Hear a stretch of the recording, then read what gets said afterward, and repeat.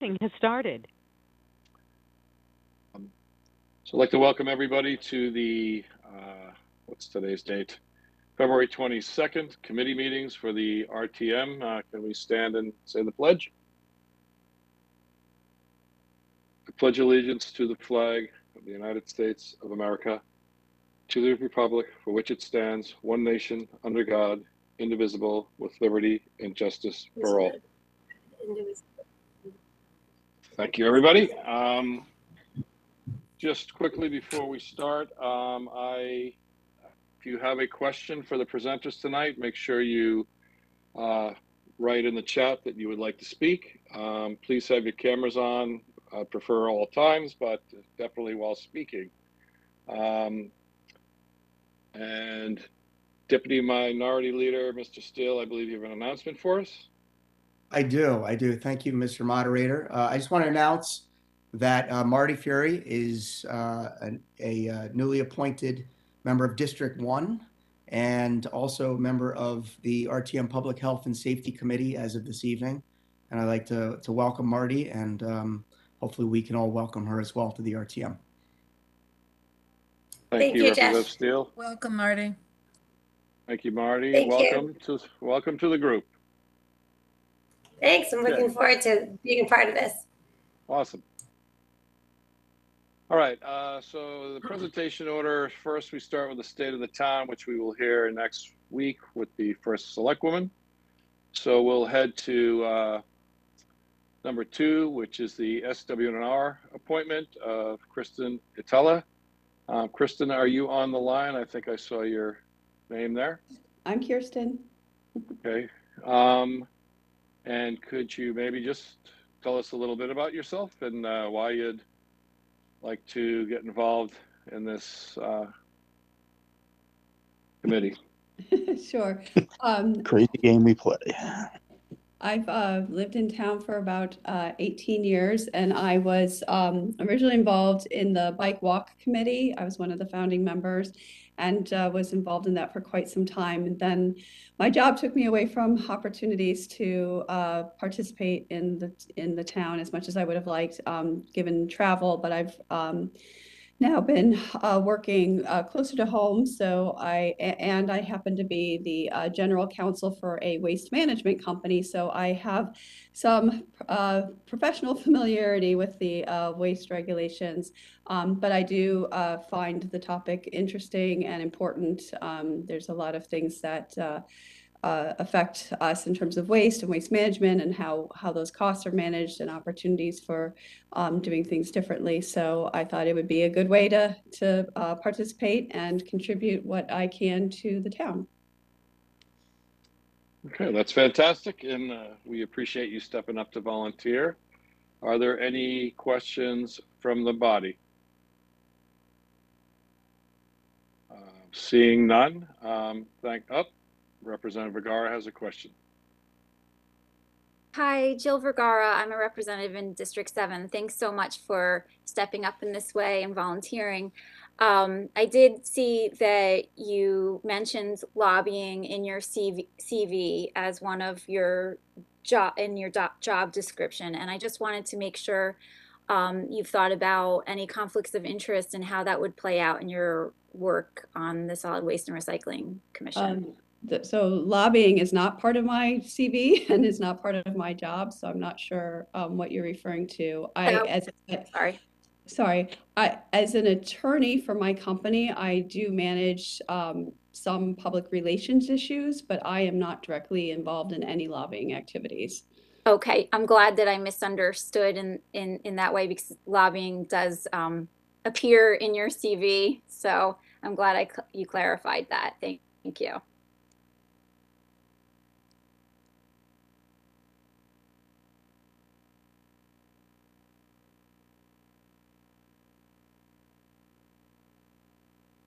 Mark, you're on mute. I got it. Sorry.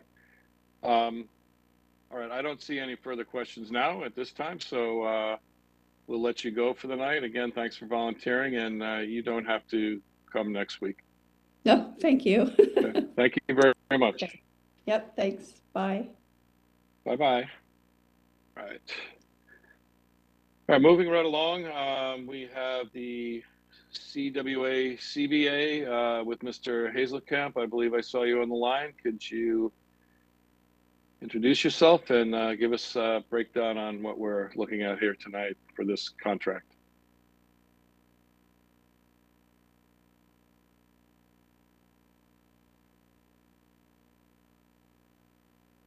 I believe you're muted, Jim.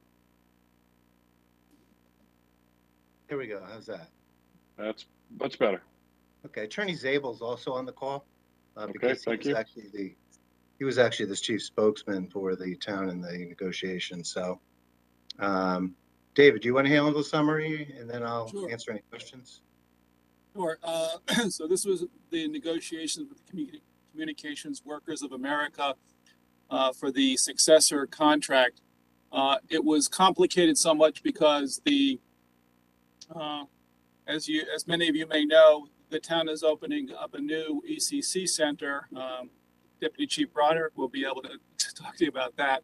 But so there were some complications in the negotiations about the combination of the Westport dispatchers with the Fairfield dispatchers arising from as a result of an interlocal agreement. Despite that, we were able to negotiate a package that's summarized in the materials before you, which basically come in and we had general wage increases of 2% a year for the first 3 years of the contract, retroactive because this contract was, I'll say, dormant during the period of COVID, and 2.25% for the last year. In addition, because there was a significant wage difference between the levels of wages in Westport and Fairfield, there was a negotiation of a step increase to accommodate that salary differential. That'll be effective January 1, 2022. Again, by the time this gets approved, that would be retroactive as well. The other financial terms are summarized here. A slight increase in the shift differential plus a slight increase in longevity, but accompanied that was a commitment on the part of the union or the agreement by the union to also increase their premium contributions toward their health insurance. So that's really the summary of the financial terms that were significant and agreed upon during the collective bargaining negotiations.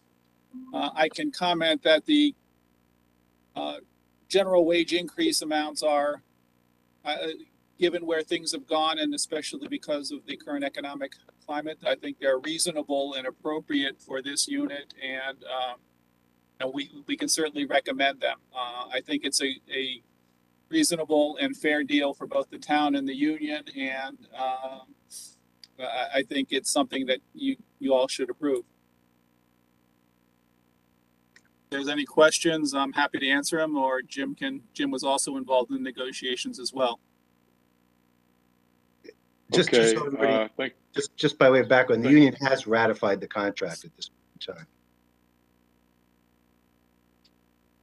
Okay, thank you, Mr. Zabel and Mr. Hazelkamp. I see a question from Representative Wackerman. Thank you. I don't know if this is for David or Jim, but and hi, David, it's nice to see you after many years. I had two questions just so I understand it. I know that the union's already approved it. One is that it looks like the agency shop concept went away, and I'm wondering if you can just explain what that means. That was in the red line. It looks like that used to be there, that people, I think, automatically had to be in the union when they joined. That's a couple of years ago, the United States Supreme Court came down with a decision that basically said you can't do that. And so we've been taking that language out of the collective bargaining agreements as we've been renegotiating them. So there was a decision called the Janus decision that basically said that you can't require that anymore, and you can't require non-union members to pay union dues. So we've been revising that contract language in the various contracts as they're being negotiated. Okay, thank you. And then the other question was in Article 11, that is about sick leave, and it used to be also disability. And I'm wondering if you can explain what that change was for. Well, it was actually always sick leave, but there was a interchange of language of sick disability, and it was confusing because it actually was intended to cover the same thing. So it was just a language clarification that section was always intended just to be sick leave, and that's what we made it actually say now.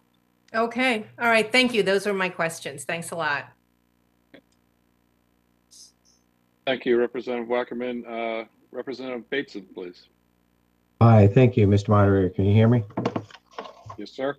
Ed Bateson, District 1. I don't know who this goes to, whether Jim, I don't know who. In our backup was the memorandum of understanding, and that I just want to get some clarification on that. This CBA is being ratified. When do the Westport people become part of our union? Who's agreeing to the CBA? Just the Fairfield employees right now, or did the Westport vote on this, or how does this all come together? Okay, well, so I can try to handle that.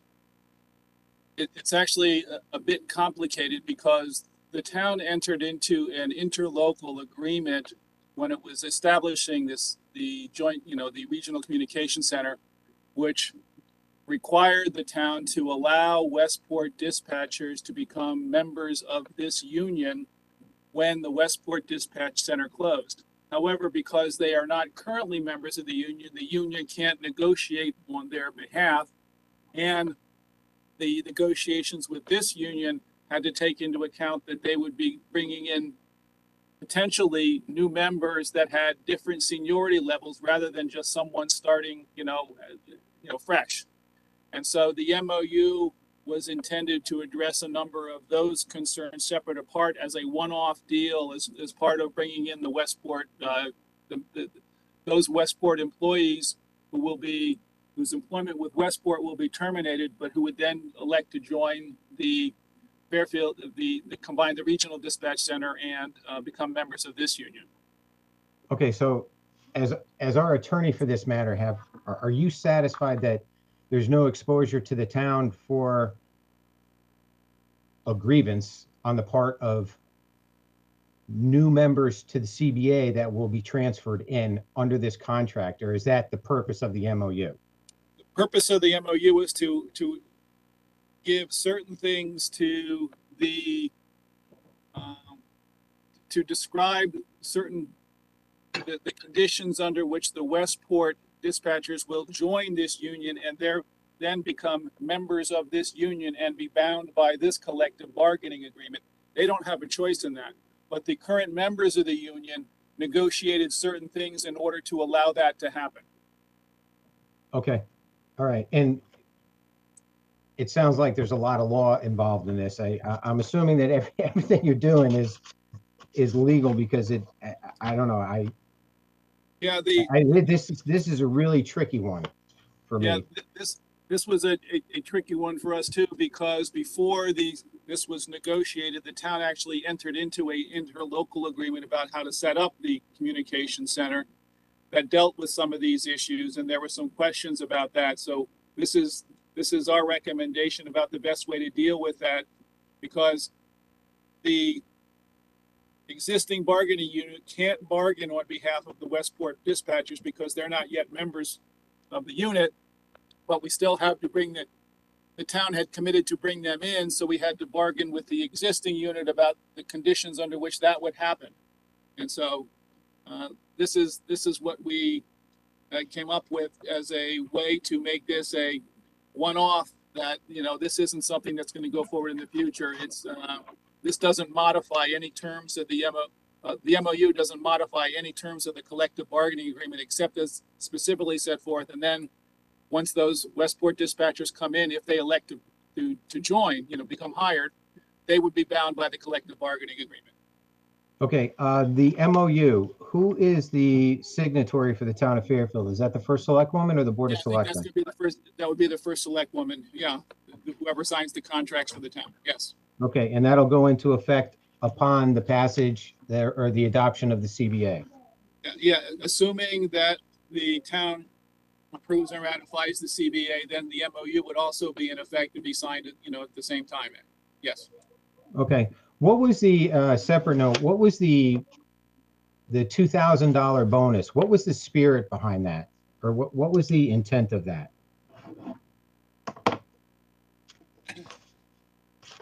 The intent behind that, the current level of salary in Fairfield was significantly lower than some of the members that are coming in from Westport.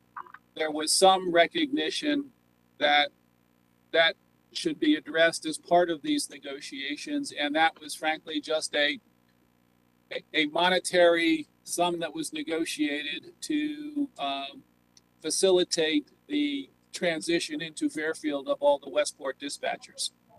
Okay, so that $2,000, that's a one-off that goes to the existing Fairfield ECC workers? Correct. Okay, now that's a one-off. That won't happen again because theoretically we've adjusted everything through the modifications to the step. Right, that is a one-off. That is not to happen again. Correct. Okay, and now we don't have to worry about that because we've adjusted the step to I assume that the 2,000 is related to the step that they lost out on money somehow. Yeah. So yes, it's all interrelated with the other financial terms that were negotiated. Yes. Okay, thank you. I'm good for now, Mr. Moderator. Thank you. Thank you, Representative Bateson. You actually saved me from asking some of those questions myself. Next up is Representative Pastilli. Thank you, Mr. Moderator. Sharon Pastilli, District 3. My question's related or follows on to Representative Bateson's questions. Could you explain how the seniority was mapped? So did we map over the seniority of the Westport employees so that they would map up to our steps? Let me just refresh my recollection about that. I can, David, if you want, I can take it. So it's a little complicated because seniority means different things for different purposes. There was some recognition of the Westport seniority for things like vacation and sick leave accruals, and those types of benefits. As far as other types of seniority benefits like bidding shifts and that type of seniority, it's they don't get credit for the Westport employment in that process. So it's bifurcated depending upon whether it's related to their pretty much their benefits, which is really sick, vacation, and those types of benefits, as opposed to bidding shifts. Obviously, our local didn't want to give up. They didn't want those people coming in and outbidding them because they got credit for the Westport seniority. So it depends on what you're using the term seniority for, basically.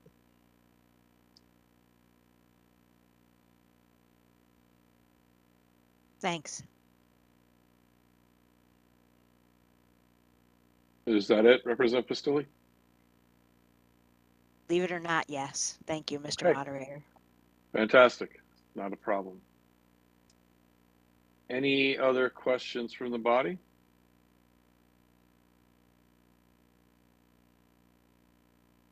Okay. I guess we can close that out for this evening and move on to the next subject. Thank you guys for showing up tonight and helping us out understand this complex contract. Just a point of clarification, because I wanted to know whether you want Attorney Zabel and I at the meeting on Monday. There's quite a few people missing tonight. Okay. So maybe it might be best if you do show up. Yeah, that's fine. I just wanted to let Attorney Zabel know. I'll be around anyway, so. Okay. Yeah.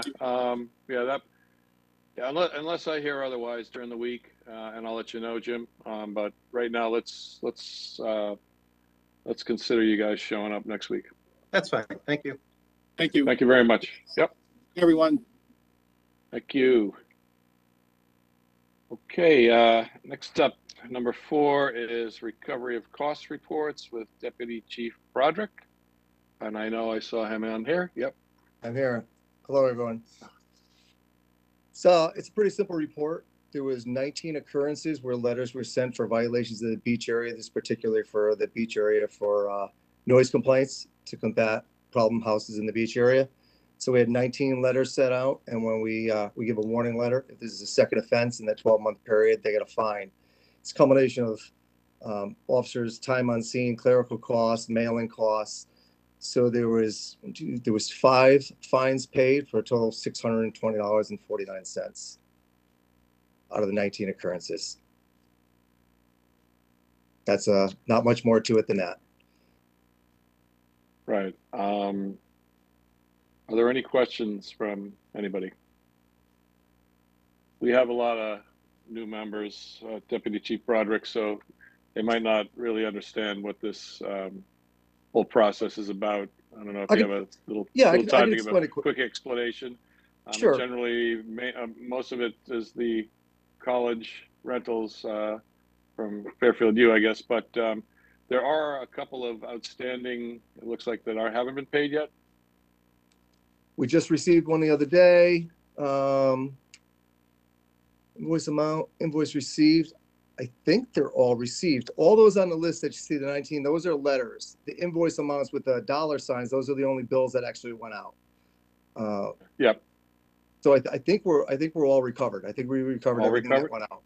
Yep, for $620. This came out of nuisance houses and nuisance businesses. There was a hookah lounge on Kings Highway, which we had to dedicate a lot of police services to. So when this was adopted years ago, it was a combat.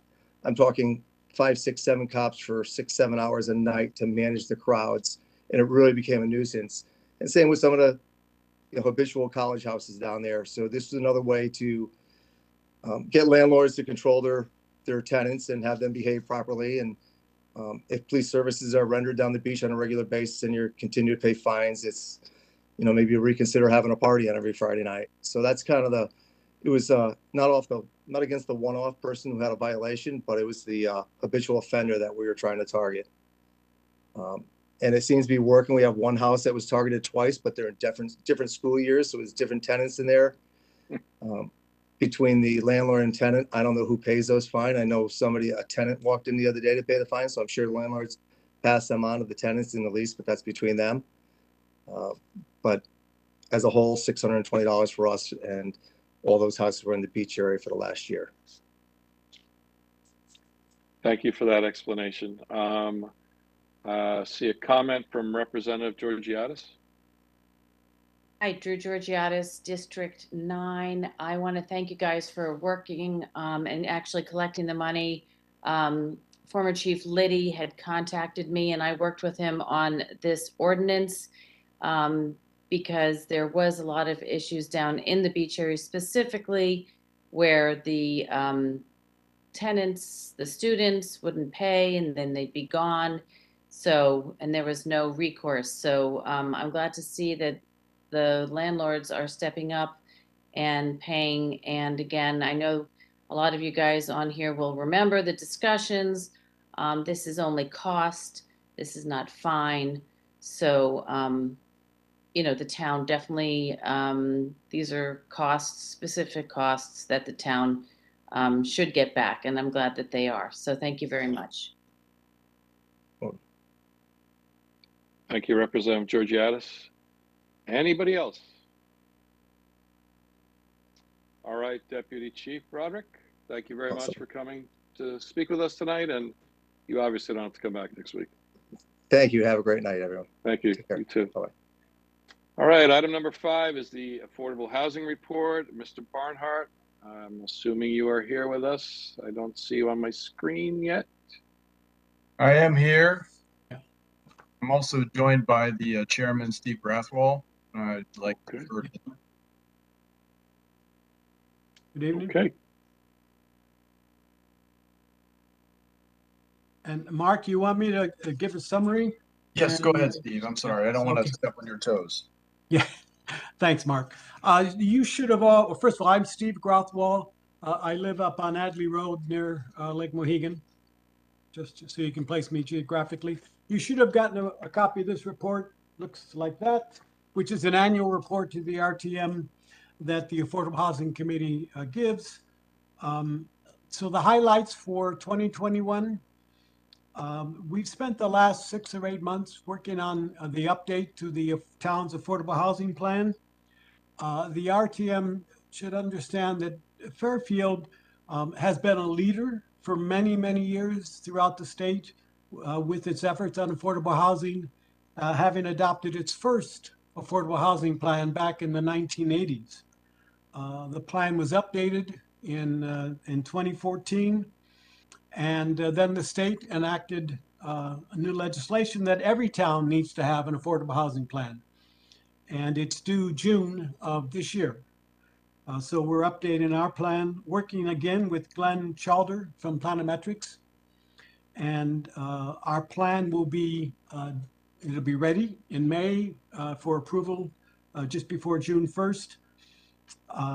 As I said, we've been working for the last 6 or 8 months. We did a town-wide survey. We had a joint meeting with Planning and Zoning. We'll meet with them again next month. We're hoping to meet with other groups in the town and getting as many comments as possible from everybody, including the RTM. Other efforts that we've done last year, we used some of the trust fund money. The town has a affordable housing trust fund. We used some of that money to purchase 3 of the houses down on Quincy Street. Used to be called Navy Housing. The structures are older. They're in the floodplain.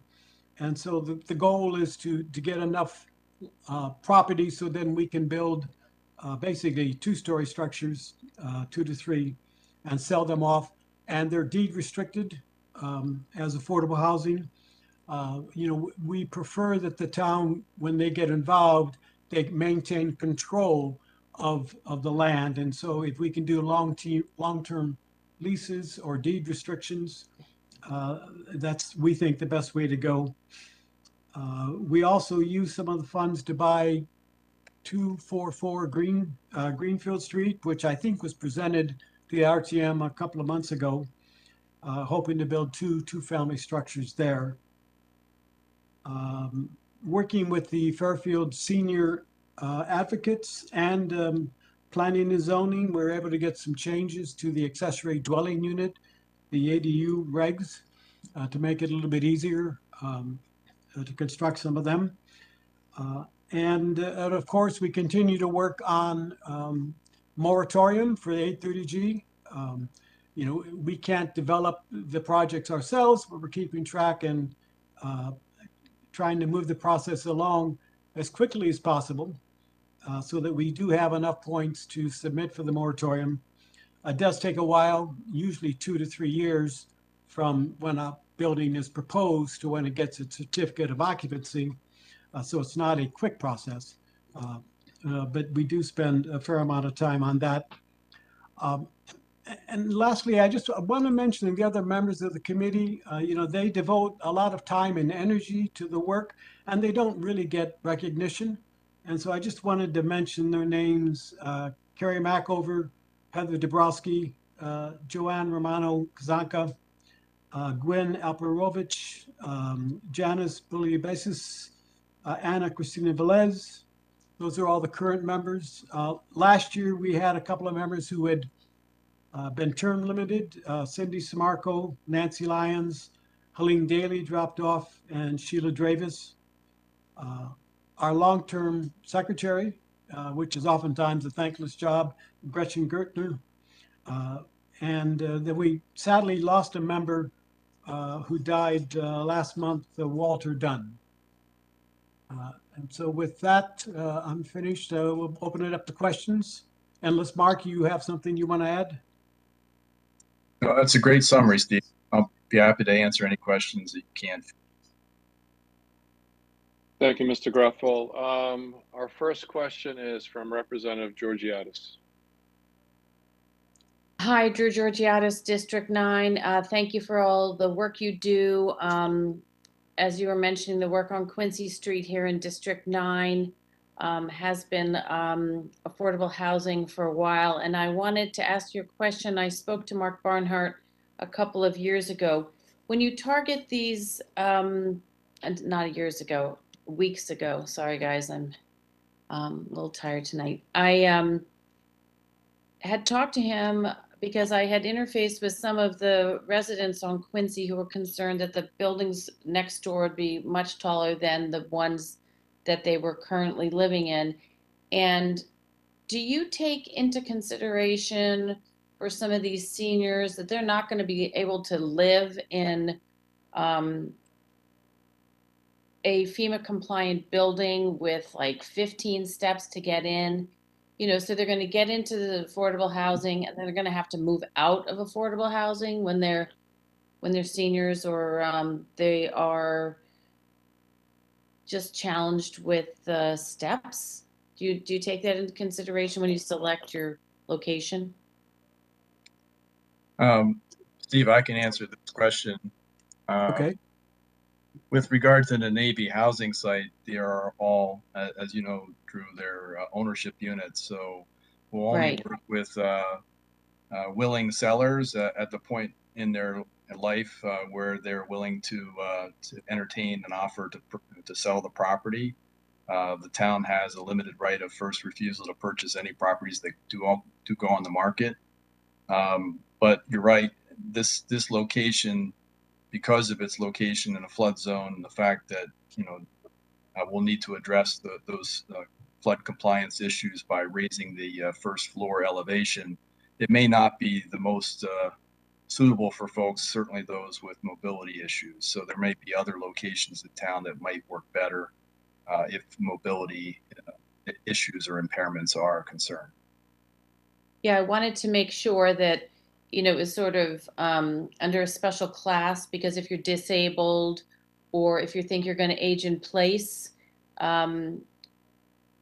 it would, you know, you and I spoke about the sort of,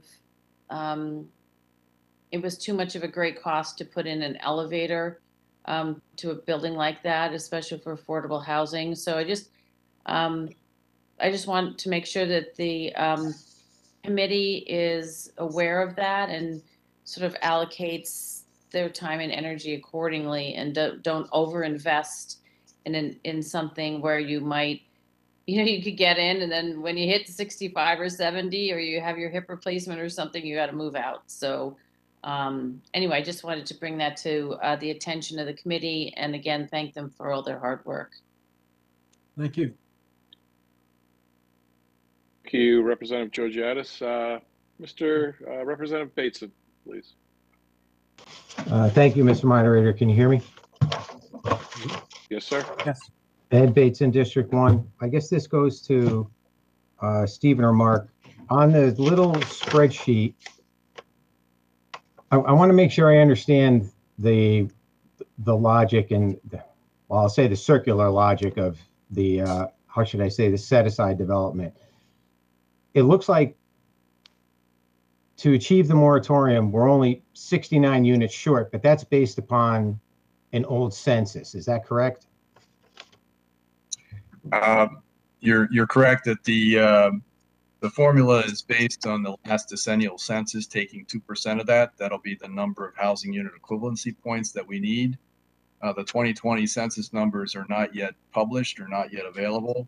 We do have some preliminary counts, which would indicate that there has been some change, obviously, but it is not a significant increase over the current year in terms of its impact on the housing unit equivalency formula. That said, it certainly has the effect of moving the goalpost a bit once those numbers become final. Are you at liberty to divulge what that preliminary number is? Yeah, well, the preliminary number in terms of the impact would be an increase of 7 housing unit equivalency points. So basically, you take 2% of the 2020 census number, and the net impact to the goal, so to speak, would be 7. Okay. And I just, for a point of clarification, set aside development, that's like, let's say the one that they put up on Umpqua Road, when that went through zoning, they set aside, let's say 10 units for affordable housing. That's that number in there, right? That's the set aside development. That's what that is. Actually, the set aside development is a term in Connecticut General Statutes 8-30G. So those would be those that are approved by planning and zoning under 830G. The anchorage on 333 Encore Road was actually improved as an inclusionary under our inclusionary zoning regs, which requires a 10% set aside. So I know it's a little bit confusing. Okay, and what does that satisfy, the inclusionary zoning? Was that a separately negotiated thing, or is that state law? It is not. It's part of our zoning regs. We attempted to modify our zoning regs to provide an alternative to proposing an 830G development. There were certainly areas that could support higher levels of density around our transit nodes, and if that were the case, then at least we would get some affordable units as part of that private development. So the idea was to require those developers that are making those investments to set aside at least 10% of those units as affordable. We'd like to actually increase that from 10% to 15 or 20%. And let me just add to that, Mark, that this is another example of the way that the town is a leader throughout the state. And so, when this was passed, any development in the town that's got 10 or more units, then 10% of those units need to be affordable. So you should again recognize that the town is really making great steps in meeting the need. Follow up. When we achieve the moratorium, that's not the end of this issue, right? What the moratorium is only temporary, correct? Correct. And what happens beyond that? You have basically a temporary, a 4-year term where you're not subject to set aside applications under 830G. And then, the cycle begins anew. So it's not a permanent adjustment until such time that you might have 10% of your housing units recognized by the state as affordable. But our assessment is that is not likely to happen for the majority of communities in the state, that they would 10%. Okay, over the past year, I've supported pretty much each property that Quincy Street, Greenfield Street, whatever's come before me. I will say, or I'll offer my opinion or my mindset to Steve and the other members on the commission, and I'm sure Mark knows how I feel because I've already expressed it at RTM meetings, that when we started this affordable housing trust, first of all, I'm happy with the numbers that it's generating. I didn't expect this level of revenue to come in, and it is something that is definitely workable that I think we can use a little bit more effectively. I was envisioning us to, empower the AHC to go out and use this capital to source other capital to actually put a dent in these numbers and actually be a developer to a degree. And, that's where I saw this, or how I saw this ordinance achieving us, as to we chart our own destiny as opposed to being at the whims and fancies of developers. That's kind of where I saw with this whole process to be us getting into, that we would chart our own destiny, do what we needed to do to satisfy affordable housing needs in the town. I see, Quincy Street, that I understood down there, the Navy housing. But going forward, I just would like to see Steve and the commission and the authority just, think about this, that, if a piece of property comes up that can be developed, why can't we do what these developers are doing and keep all these numbers, 100% of these housing numbers for our equation? I know that, maybe that's not a popular thing to do, but I think that's more of a service to the taxpayers, as opposed to see, what happened on Castle Avenue a couple weeks ago, where everyone was up in arms about that. Or then the town can get involved and take care of this on behalf of the taxpayers, or address it. That's where I thought, that's how I thought that this ordinance could be useful and these monies could be useful, that we could use it essentially as a down payment. Affordable housing could go out, come back to us and say, okay, we have the property, but now we need this amount to build it. I don't know. That's where I'm thinking, or, you know, even outside the box, bring in a partnership along the lines of what they did down in Darien. And those are my thoughts on this, gentlemen. You know, going forward, I'd like to see us get away from the one-off projects. And, you know, if we're going to put a dent in this and use this effectively, I would support it. That's all I have on that. Thank you.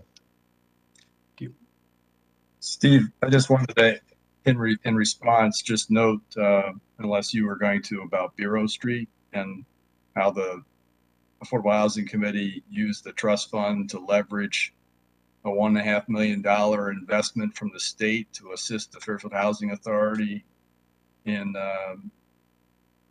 moving forward with purchase acquisition of that property. Mm-hmm.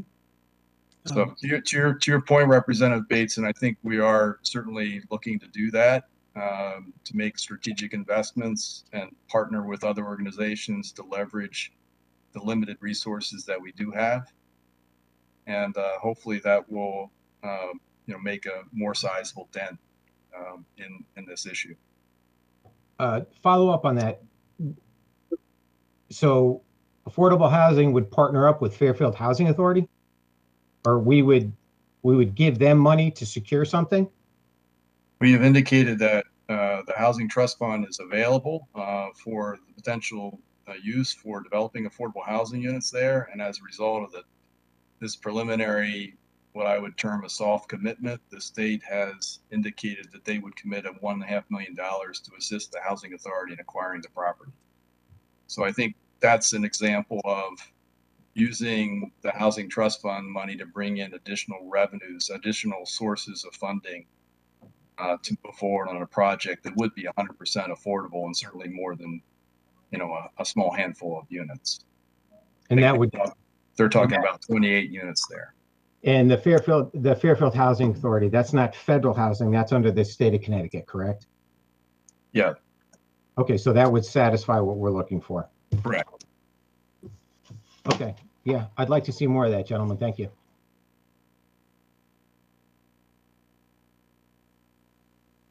Okay, Mr. Bates, Representative Bateson, thank you for your questions and comments. Appreciated. Representative Lambert, I believe you're up next. Thank you, Mr. Moderator. Tom Lambert, RTM District 3, through you, Mr. Moderator, to our to Steve and Mark here. We had a presentation last month, I believe it was, from the blight enforcement officer that had identified certain properties that had been, some of which have been liened for years, some as recently as last year, but some going back some years thereafter. And I think it was 3 or 6 total properties that currently have liens on them with fines accruing. Have you considered working with the town attorney or whomever might be, you know, the most helpful resource to potentially identify new properties for affordable housing through these blighted properties that we might, through our lien process, foreclose on and try to bring into the town fold to develop in that mechanism?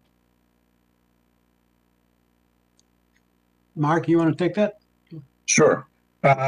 We do periodically review the list of properties that owe taxes to the town to determine whether or not they might be potential candidates. I did meet with the Blight Enforcement Committee last month to make them aware of some resources that we had available, but I'll take another look at their list because that's honestly something that we haven't looked at within the last several months. So we'll certainly do that. So I appreciate the suggestion.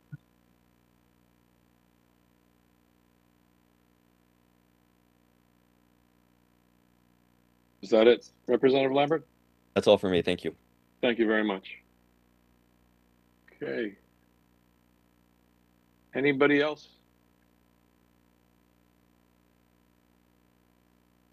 All right, seeing none. Gentlemen, we appreciate your presentation tonight. Thanks for coming and spending time with us. Thank you. Okay, next up is the presentation is number 6, the $508,445 non-recurring capital. We have a couple here. I think we'll start off, since they only have one, with Chiefs McCarthy and Dunn. I don't know if you're both here or one of you. I see Chief McCarthy. Okay. Good evening, and thank you for the opportunity to present this item. What you have before you is a request from the fire department from capital non-recurring for a total of $358,000. That will allow us to purchase 38 self-contained breathing apparatus units, and it follows a purchase made in 2018 for 28 units. The reason why this item comes before you is because the units have reached their life expectancy, which is typically between 10 and 15 years, and they have exceeded 3 code cycles. So each code cycle may change various components and safety features in the self-contained breathing apparatus.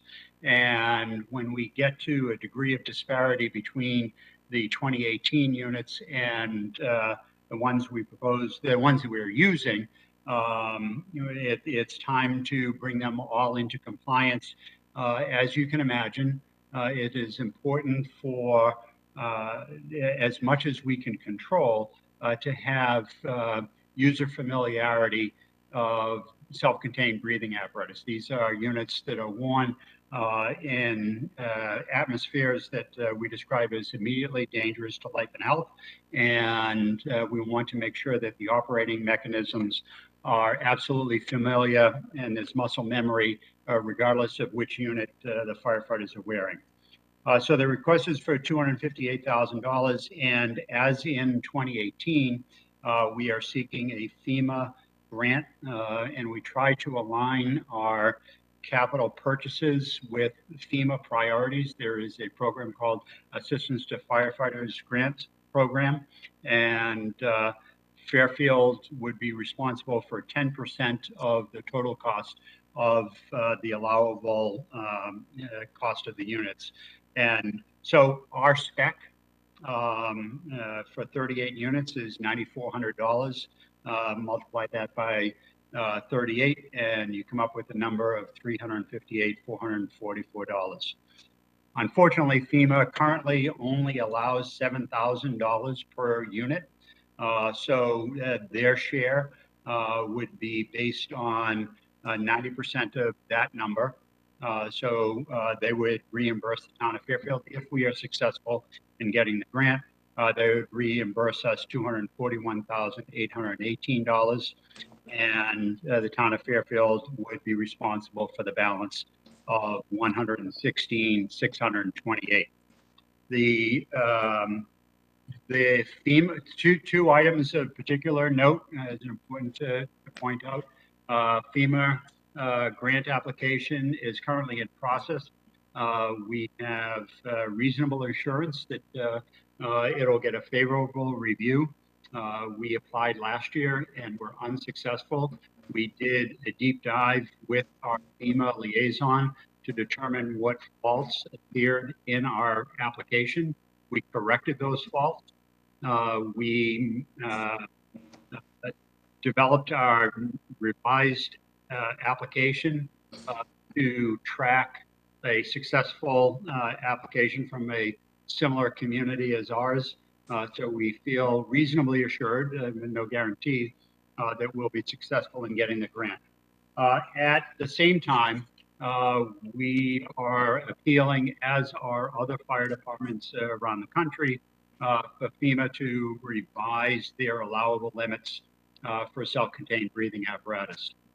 Given the safety features that are being built into these units, $7,000 per unit does not meet many of the local community specifications, and our spec of $9,400 and change is more consistent with other fire departments.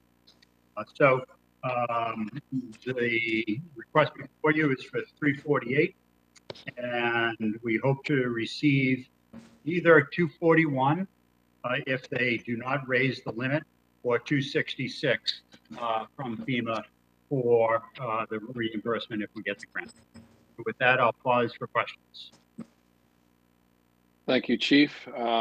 This guy is on fire tonight. So Mr. Bateson, with a question. Yeah, thank you, Mr. Moderator. Thanks, Chief. I read this thing last night. I'm going off. I can't find it on my PC where it is tonight, so I'm going off memory here. Right. I have it in front of me if there are specific items you want to refer to. Okay, how many of these units are we buying? 66? So no, we purchased 28 previously. We're purchasing 38 this round. 38. So that's 66 in total. Correct. Okay, now you had said something in the presentation about our requirement is just to carry what we can carry on the truck, right? Personnel on a truck. What's the equation here? So we have a breathing apparatus on each of our apparatus for each of the riding positions. We have spares on multiple apparatus. We have reserve apparatus that are outfitted with breathing apparatus.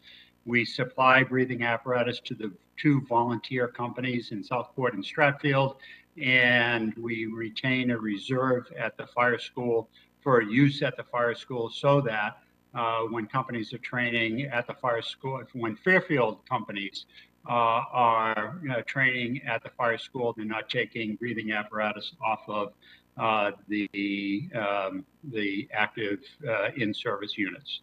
Okay, so this is not considered part of their turnout gear. This is not, no. Okay. No. Turnout gear is purchased 2 sets for each firefighter, a main and a spare. And these units are not dedicated to individuals. They're dedicated to positions or vehicles.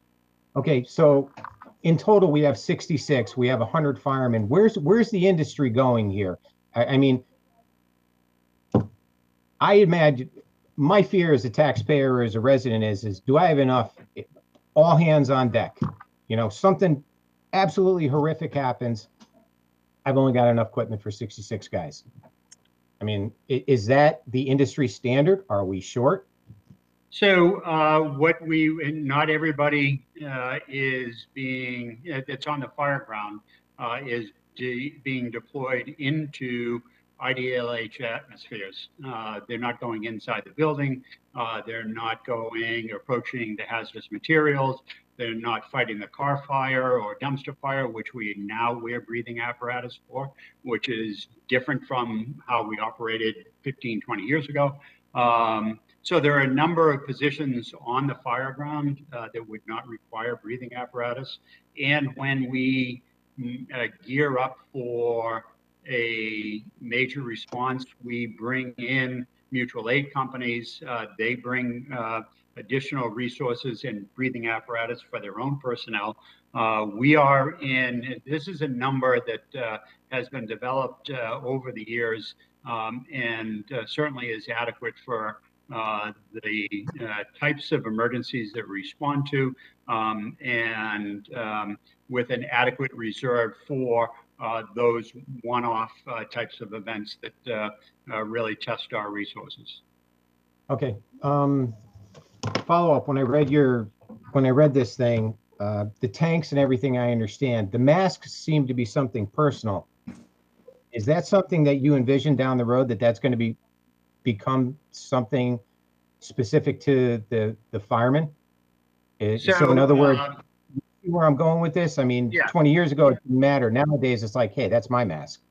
So it's important that masks have an appropriate fit. We used to assign a mask and a regulator to each individual. The last cycle, we made the decision that we are not going to assign regulators. Those aren't necessary to assign to individuals. Masks are fitted per individual, and especially with changing demographics of the department, face size and shape, an important consideration. So we size and test fit, and it's called a fit test, to make sure that there is no leakage. So each person gets a mask that is fitted to them. And that satisfies all the OSHA stuff and all that stuff. I mean, correct. we don't have, so in other words, we're not shorting anything. Each fireman's not supposed to have their own mask. So no, we're not shorting anyone. We're fit testing them to and with a mask that fits them and is tested to ensure that there'll be no permeation of hazardous materials inside their face masks. Okay, and out of all this equipment, or by these three pieces of equipment, the mask is the cheapest part of this, right? Correct. Yes. Yeah. The entire unit, the regulator, the bracket, the bottle, the mechanisms are significantly expensive. Okay, I'm good for now. Thanks, Chief. Thank you. Thank you, Representative Bateson. Anybody else? Representative Vergara, you have a point of information. Hi, Jill Vergara for District 7. This isn't a question for Chief McCarthy, I don't think. I just am wondering, I think it's great that we could possibly get FEMA reimbursement, but what happens to the money that we bond when we approve this bond and we possibly get more reimbursement? What happens to the money that we've bonded? Do we get that back? How do we get that back? How does that work, that process? I am not the finance director. Let me venture a guess that we would be able to retire that portion of the bond.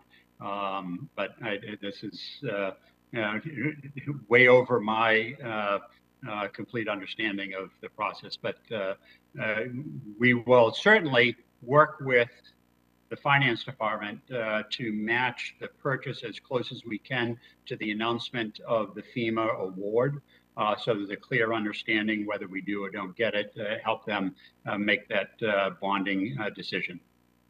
Okay, thank you. Yeah, I think this is a question more for Mr. Schmidt. And then also just relatedly, we've approved bonding in the past, and then I never see a list of the projects or the purchases and whether they've gone through, when they've gone through. And Mr. Moderator, I was wondering whether we could check in with Mr. Schmidt to see how we look into whether our approvals have actually been affected.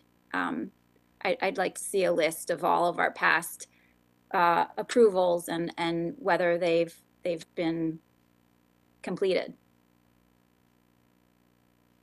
Sure, we can request that. Thank you. Okay. All right, Chief, I think we're done here with you for tonight. Very good. Thank you very much. Go enjoy the rest of your evening, and thanks for joining us tonight. And I will see you on Monday. That's a question. Yeah, if you, sorry, because I know we're missing quite a few people tonight. It may be Deputy Chief. It may be Deputy Chief Dunn on Monday. Driving my daughter from Spokane to her new home in Denver. So I'm not sure I'll have cell service, but if I can, I'll be on. But otherwise, the deputy will be. All right, that's fine. Yeah, just I mean, hopefully we're home right now, so at least we didn't have to go out in this weather tonight. Very good. Yeah, all right, that'd be great. Thank you. Yep. Thank you. I see. Mr. Schmidt, did you say you were on the meeting? You could respond. No?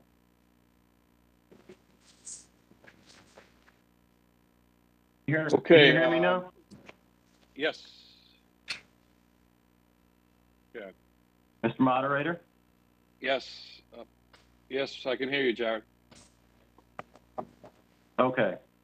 I wasn't able to, I was trying to get through before. I'm monitoring 2 meetings, and I was trying to get through before and on phone and wasn't able to, but it looks like it's working now. So I partially heard Chief McCarthy's answer to the question about bonding. And yes, so this is obviously an authorization to bond this amount if we need to, and it's also an authorization to spend that amount. We will, if we don't need to bond it, we're not going to. So we will wait, and we can, we can keep the project moving. And if we need to purchase something, we can use cash. And until then, once we find out whether or not we've gotten the grant, that will determine the amount that we bond.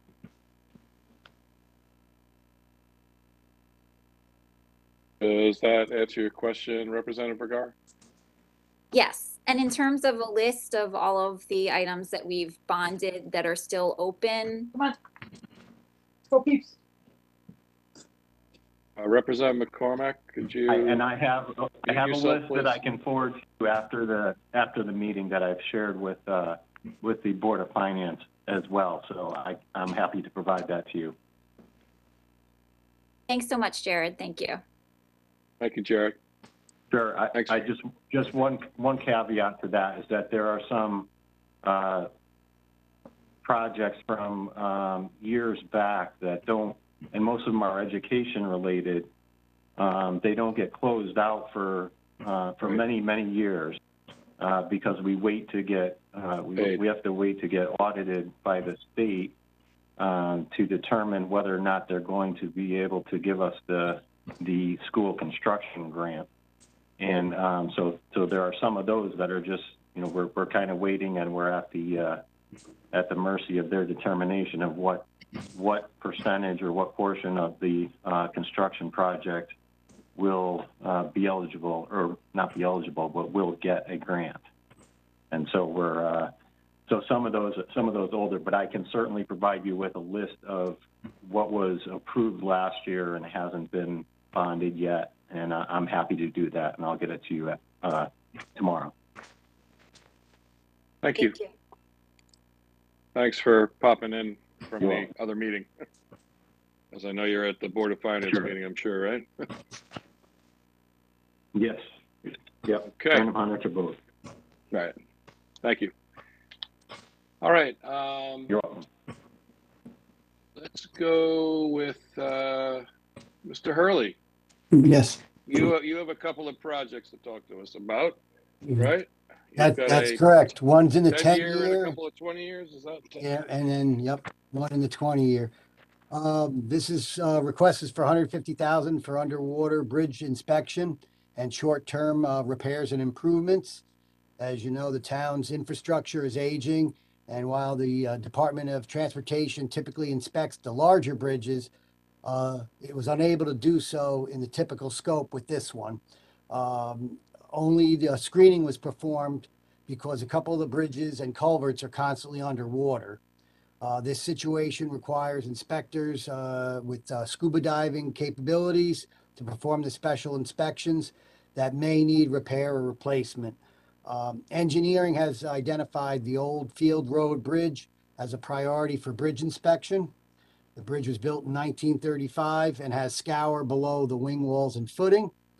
The consultant will also look at the culverts. There's a few culverts that we have not been able to gain full access to because of the depth of water or it's a very mucky condition.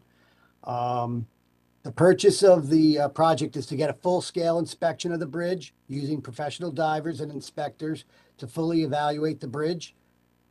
Any short-term repairs would extend the service life of the existing bridge before the eventual replacement, allowing the town to keep the bridge open to traffic while in the design process. As you know, bridges take a few years to get design and permits to get the bridge constructed, or even the beginning of construction. The proposal will include the full superstructure and substructure inspection of the bridge. Prior preliminary screening types inspections from 2016 rate the bridge in fair to poor condition. They'll have to use a boat or a raft, divers, lighting, timber mats to perform the full-scale inspection. See, the permanent closure of the road is not the preferred option for this busy roadway. Just a note, though, that the access to the site is now easier because the town had acquired property adjacent to the bridge a year or two ago on Oldfield Road. And as always, engineering and the town always investigate grant opportunities if we ever have to go with a replacement of this bridge, such as the local bridge program, LOTSIP, or even the new Infrastructure Investment Jobs Act. So I'm here to answer any questions someone may have.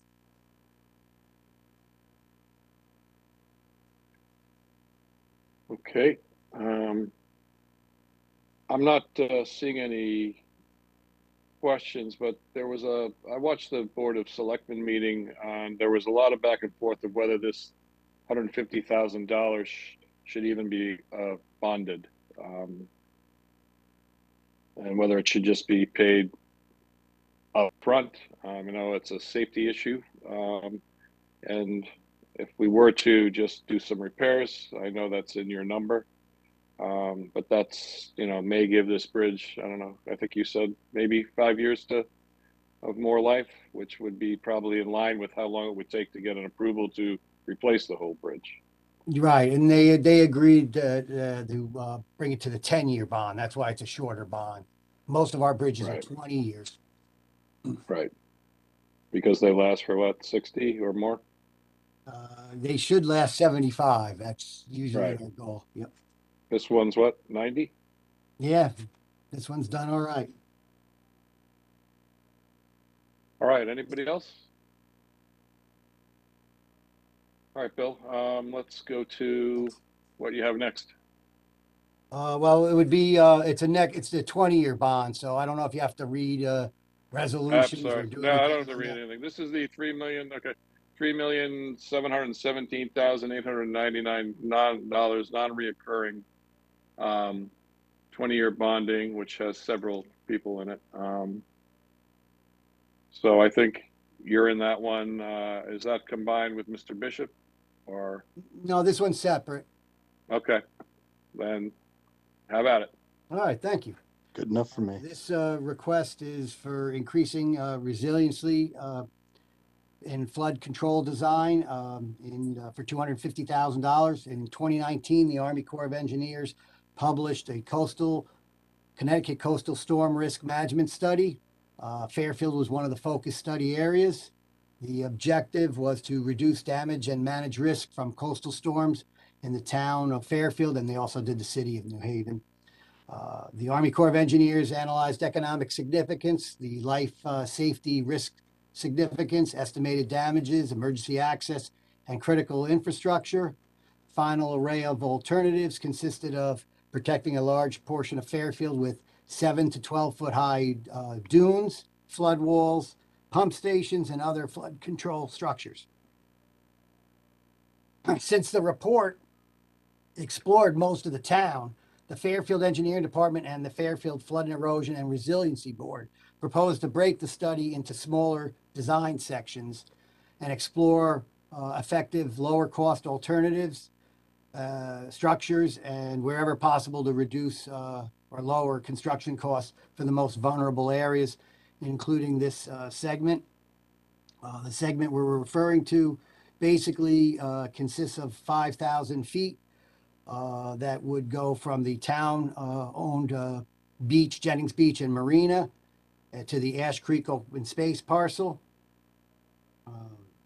The plan will investigate flood walls, sheeting, dikes, to increase flood protection and resiliency for Riverside and a portion of the South Benson neighborhoods. In order to progress the project forward, a cost-benefit analysis is required to confirm the cost of the proposed flood protection to the neighboring homes, to the benefits and the safety benefits that would occur. The town currently has applied for a CERCA grant and potentially a FEMA grant to perform this analysis, which would be at no cost to the town or little cost to the town. It's in the neighborhood of $20,000 to $30,000 if we get the grant for that. The expenditure of $250,000 will include the cost to prepare plans, specifications, bid documents, and the required permits. One option, as I mentioned before, would be to construct a dike to provide protection along the high points, mainly of town property.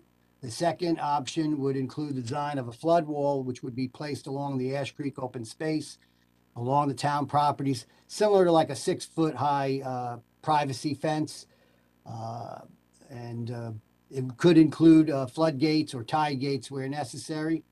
The berms and the dike and the flood wall would be tied into the higher points at Jennings Beach and the Ash Creek open space on Riverside Drive. The cost of professional design services is fairly reliable based on previous design fees. And this project is expected to provide step one of coastal resiliency for the area of the town.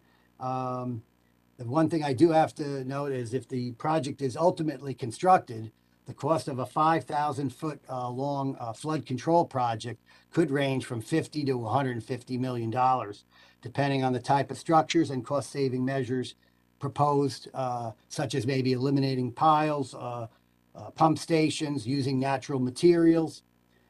This project would be eligible for 75% FEMA grant reimbursement based on the favorable benefit cost ratio that would be done prior to the commencement of this design.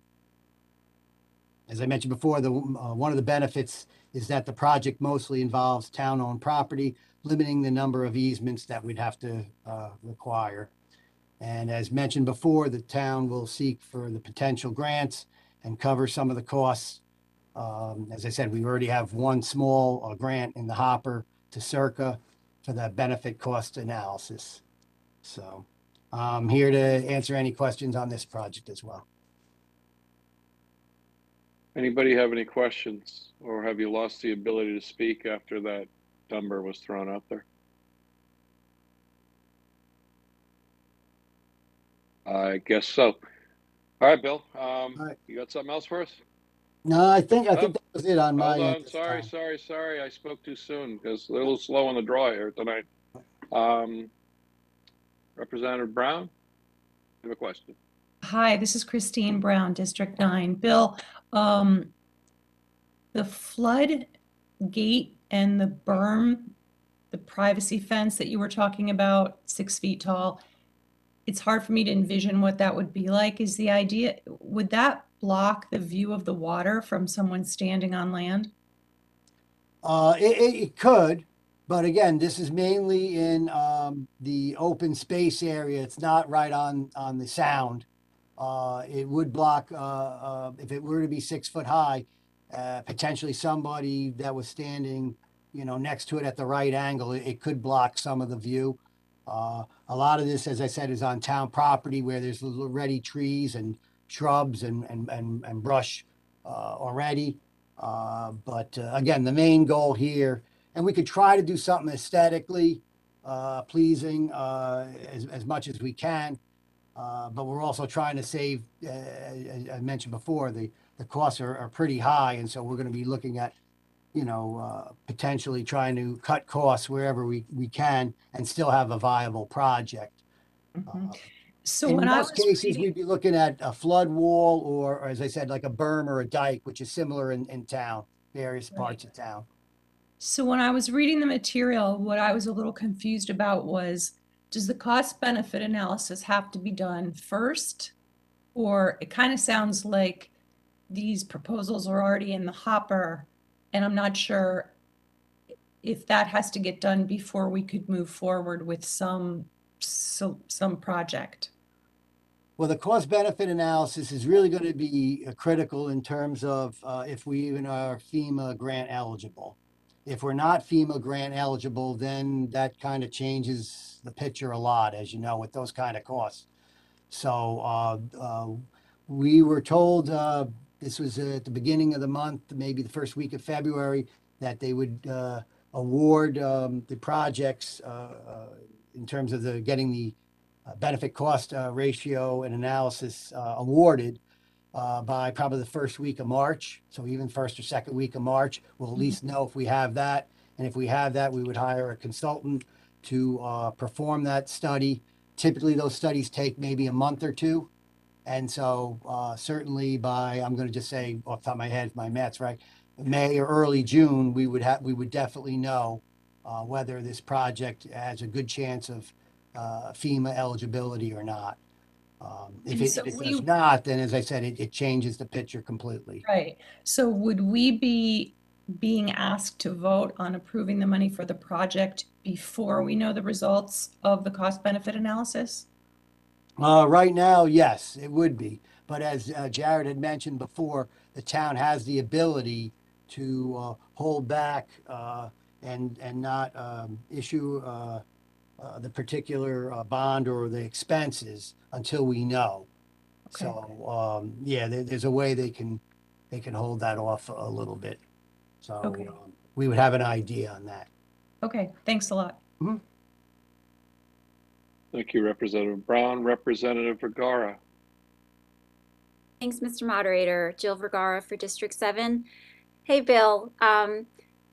I know we've talked about the problem with the sand spit before, and I just want to make sure, since the increasing erosion of the sand spit threatens to overwash certain areas of Ash Creek and will definitely have, if it continues, an impact on flooding in the area, any solution that we choose to address the flooding in that area, I hope doesn't worsen the sand spit erosion, because it seems like that would just undermine a lot of our efforts. So I'd like to make sure that that's taken into our calculus, the impact on sand spit erosion that any of these two solutions could have. Well, Jill, just to let you know, a majority of this area has some sort of dike already.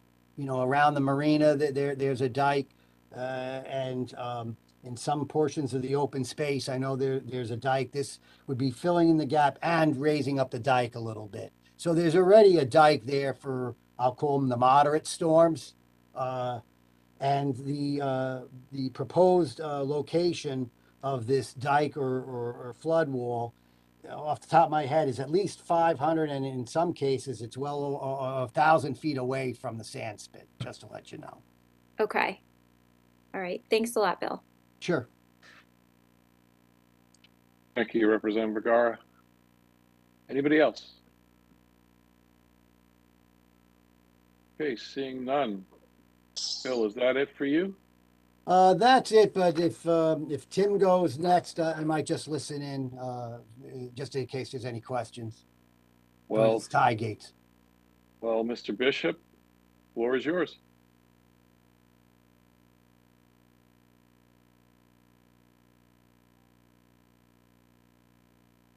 We know he's here because he spoke before.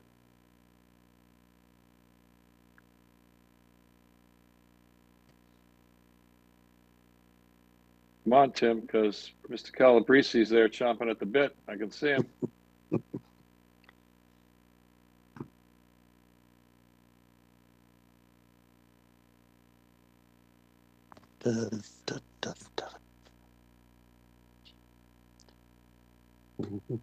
All right, Anthony.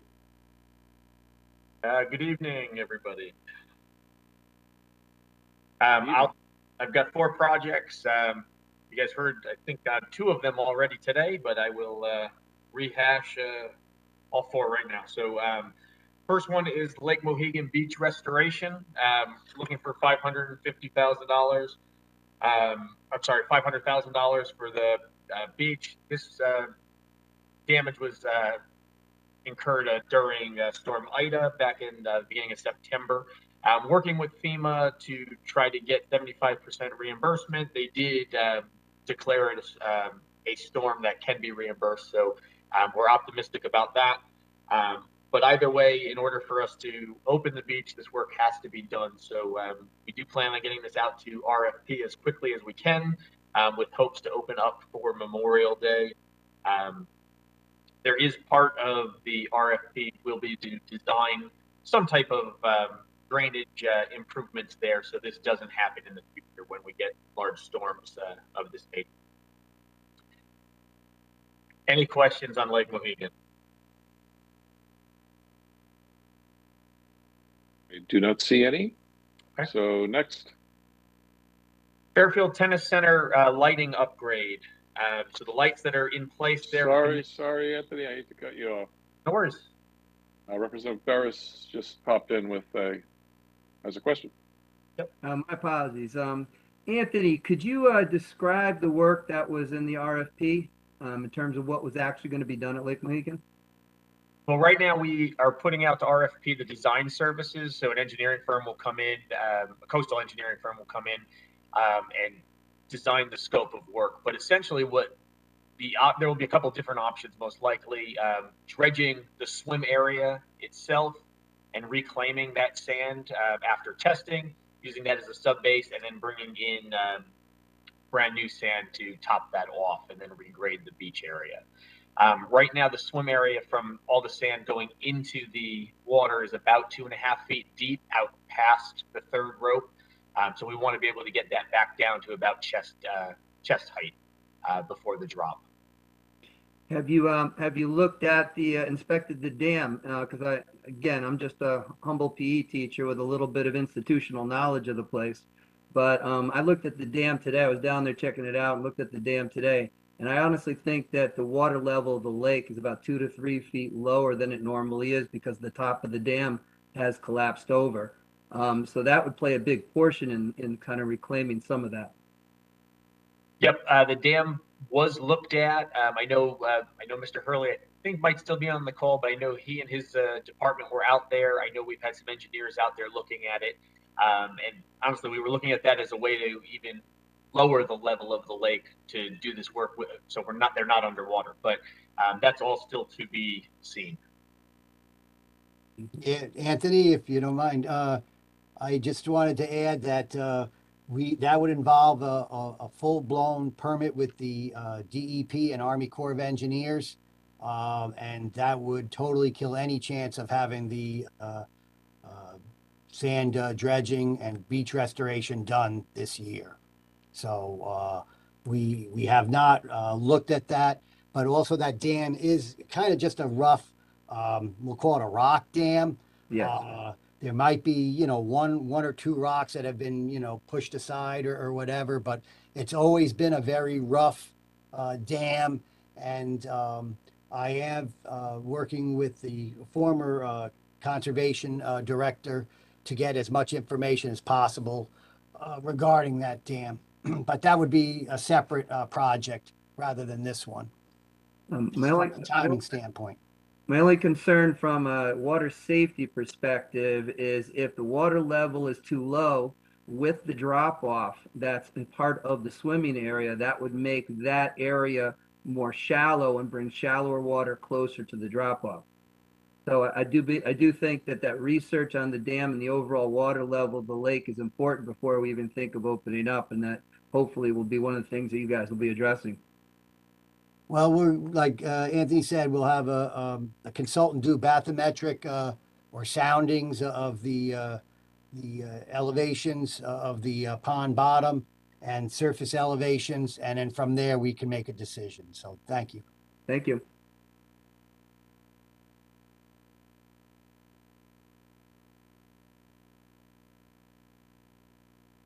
You're muted, Mr. Moderator. Thank you, Bill. Thank you, Representative Ferris. Representative Garskoff, you have a question. Thank you, Mr. Moderator. Josh Garskoff, District 5. Mr. Hurley, I guess not, sorry. I don't know who should answer this question, actually, but there's other damage at Mohegan, I think from the same storm, not at the beach area, but around the side. Like, I think there's a lot of trees down and, like, there's a lot of damage up there. Is that also on the radar for, is there something else in the planning stage here? So the trails and the woodlands are all overseen and managed by the Conservation Department. Okay. Thank you. Yep. Okay, thank you, Representative Garskoff. See anything else, Anthony? So let's carry on. All right, next one is the tennis center lighting request.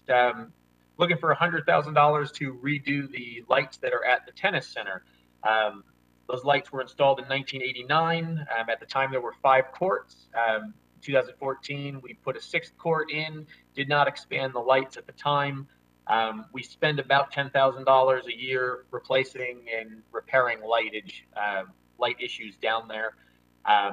The lights are essentially at their end of life. It's just a matter of time before they'll be off and won't be able to go back on. So trying to get ahead of this one. One of the questions that came up was, why are we doing this work instead of the tennis center? And it's because we're responsible for the facility itself, everything outside of the tennis courts. So with it being our facility that we lease out, it is time to hopefully upgrade these lights. And I think you guys have, actually, I don't know that you guys have heard me present this one. This one normally gets cut before I get to this level. So any questions? Yes, sir. Representative Georgiadis has a question for you.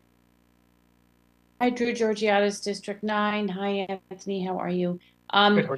If these are 1989 lights, will we be moving to LED? Will there be a cost savings? And can you remind me if there is solar down there that will again offset it with the, if you are moving to something like LEDs, which I know all the stop lights have moved to LED, and there's that seems to be the latest in technology.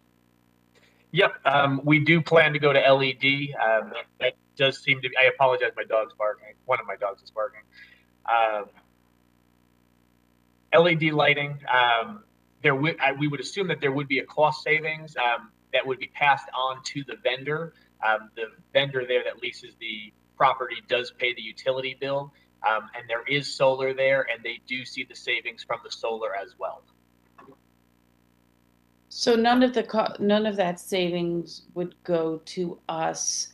And my other question is, I know when you put in the lighting at Fairfield Ludlow High School, there was a great deal of neighborhood concern regarding how the lights came vertically down.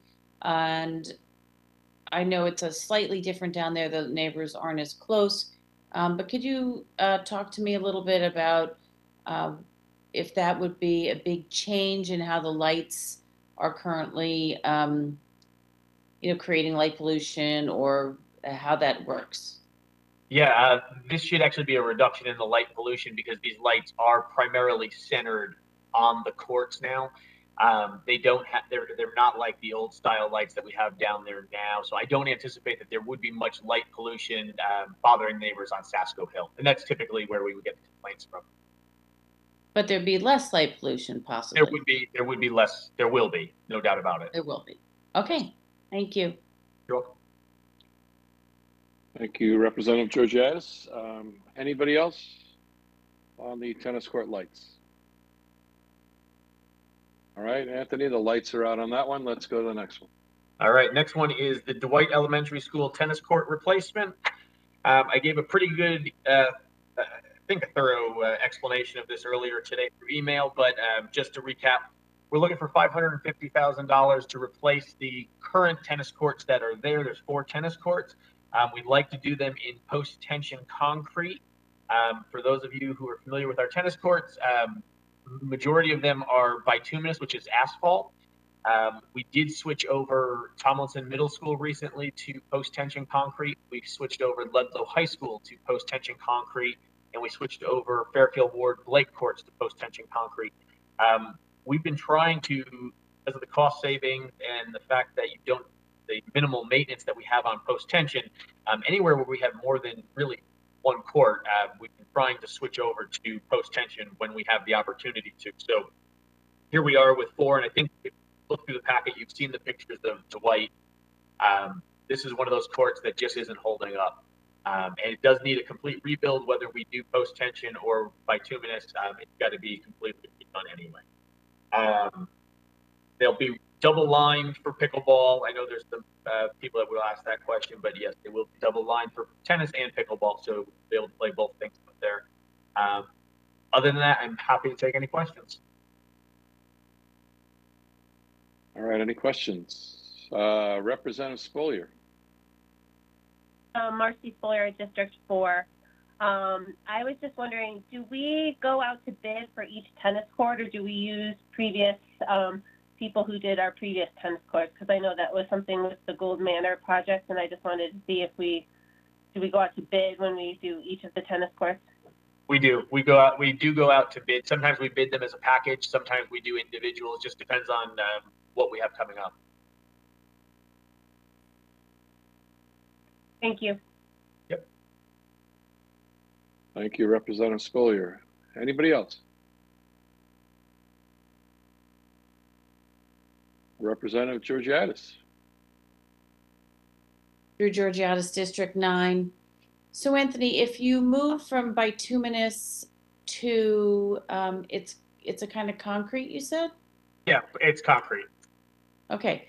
And the life expectancy is about the same? No, it's a double. It's 20 years. Okay.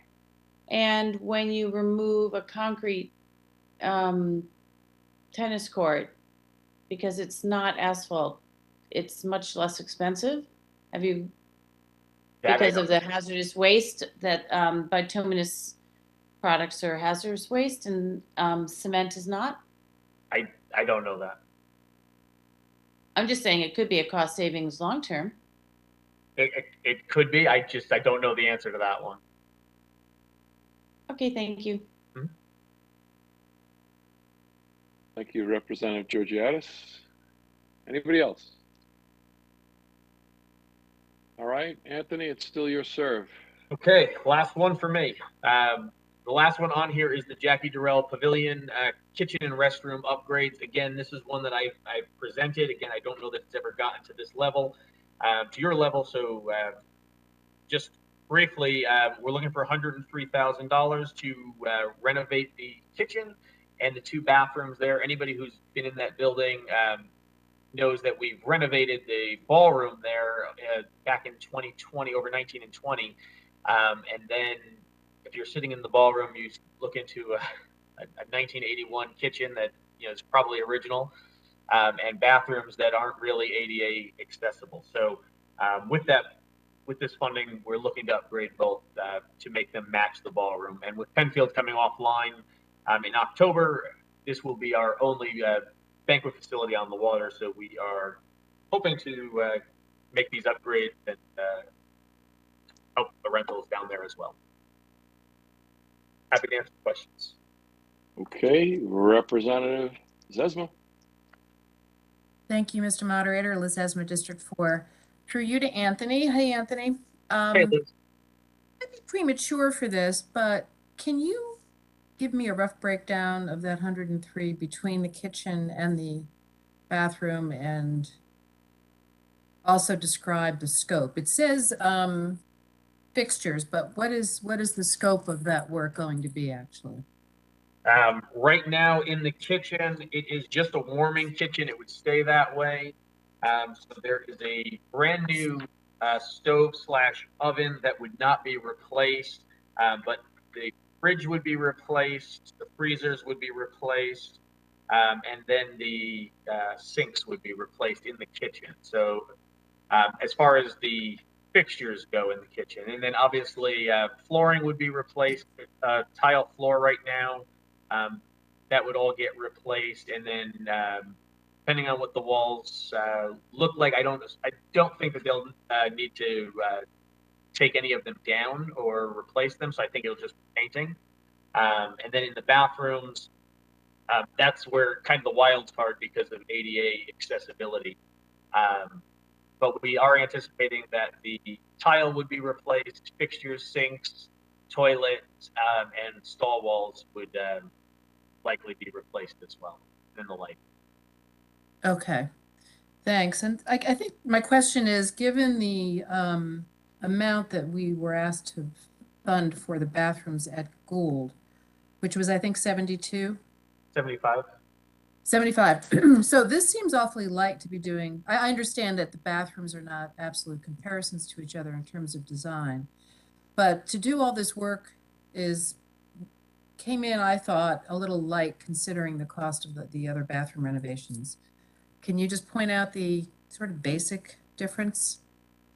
We were looking at about, I really don't know the difference. There's one's in a park and one is in a building. So not my specialty, but walking the space with Public Works and James Ryan from our building maintenance, the 100,000 was the number that they were able to come up with. And I believe it was more of a 60-40 breakdown between the two, between kitchens and bathroom.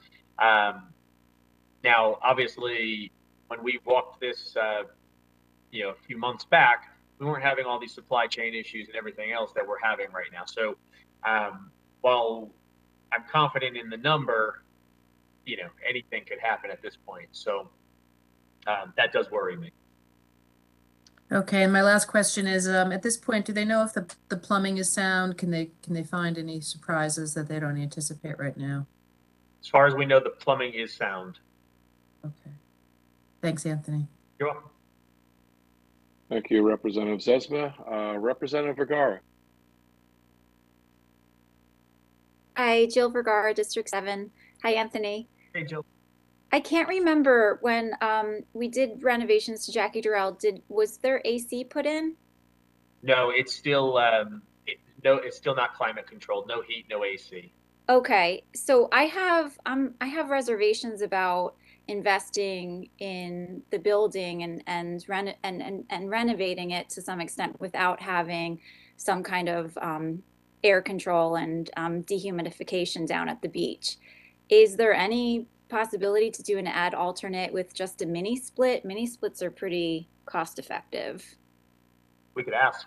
I don't see why not.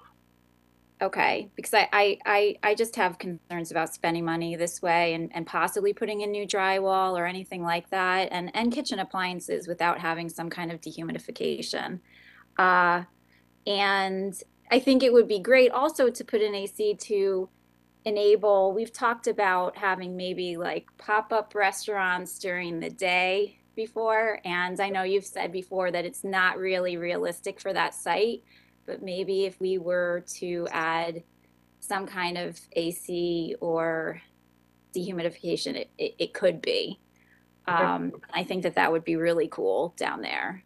So, thank you. List, you got it. Thank you, Representative Vergara. Representative Georgiadis, you had a follow-up to Representative Vergara's comments?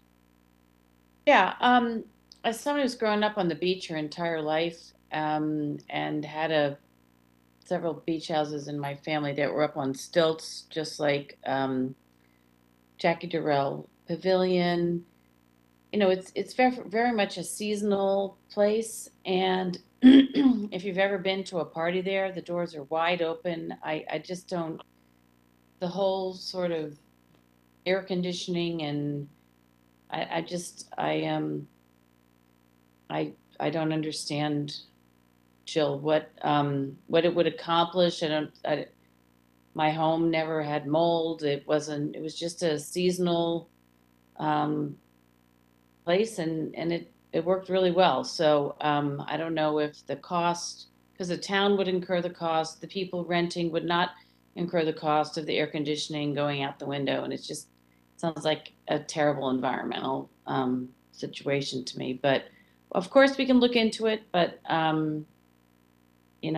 it's a summer party, so I don't know. But thank you. Well, Rep. Georgiadis, you hit on the most important issue to me is the mold. And as you said, you've grown up in beach areas, but it's different right now. It's a health problem right now. There's more and more mold issues, and it destroys investments. So I think it's something to be aware of, and dehumidification is something that people should be investing in right now. Well, I agree, but dehumidification, when all the doors are open all the time, climate control means all the windows are shut, all the doors are shut.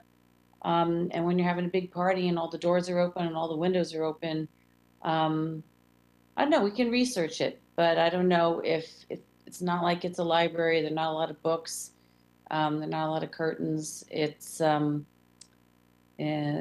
understanding is it's paneling. It's not sheetrock, but we can take a look at it. It would be an interesting thing to research.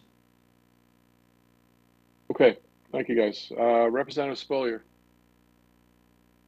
Hi, Marcy Spolier, District 4, through you to Anthony again. I was just wondering, is Jackie Durell currently FEMA compliant? So I would assume so because it's up on stilts. Is it at the height that it needs to be? And does increasing like costs and putting money into it have any impact? Like I know, you know, areas that aren't FEMA compliant, you're only allowed to put a certain amount in.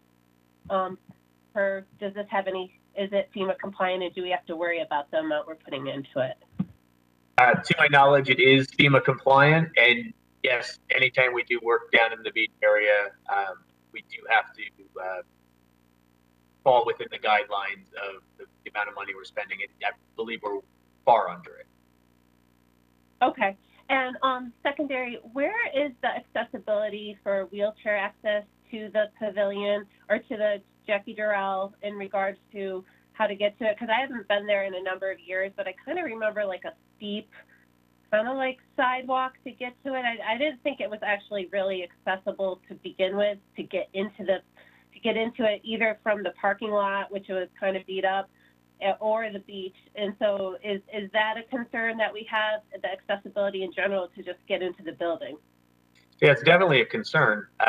As of right now, if you were to show up and you needed to get your wheelchair van up there, there are, I believe, 2 spots. There's room for 2 spots. They're not labeled, but there are room for 2 spots right next to the pavilion when you drive up the drive, which is where anybody in a wheelchair would have accessibility to the ramp to get onto the deck.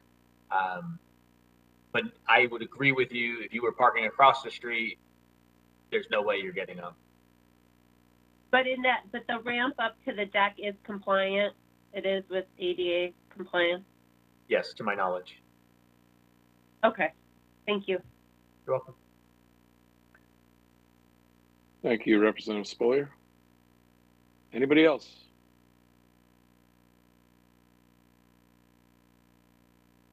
All right, Anthony, I think that's it for you, correct? That's it. I'll see you guys next month, not next week. Gotta try. Maybe. Keep me posted. Hang on, nice try. Yeah, nice try to wiggle out of that one. No, thanks for coming tonight. Plan on being here, but if we don't need you, then I'll let you know. Did we find Mr. Bishop, or have you found us?